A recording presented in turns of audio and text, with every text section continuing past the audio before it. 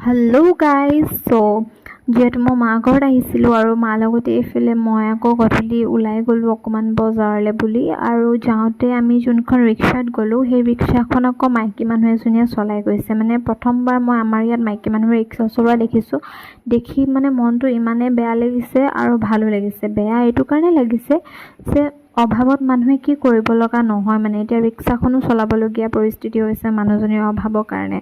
আৰু ভাল এইটো কাৰণে লাগিছে যে তেওঁ মানে কোনো ধৰণৰ লাজ নকৰি পিনে যে ৰিক্সাখন চলায়ো নিজে খাই আছে যে কাম কৰি, সেইটো কাৰণে মানে ভাল লাগিছে দেখি। আৰু এইফালে আমি যিহেতু মামাৰ ল'ৰাটোৰ কালি বাৰ্থডে আছে, তাৰ কাৰণে গিফ্ট ল'বলৈ আহিলোঁ।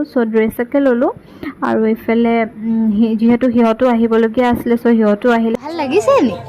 অঁ নিজে দেখুৱাই দিছে কোনটো ড্ৰেছ লাগে তাক, আৰু বোলে তাৰ ভাল লাগিছে বোলে, আৰু পূৰা ফূৰ্তি তাৰপিছত এইফালে আমি ড্ৰেছ লৈ ওলাই আহিলোঁ ঘৰলৈ বুলি। আৰু আজিলৈ ইমানেই, বাই বাই।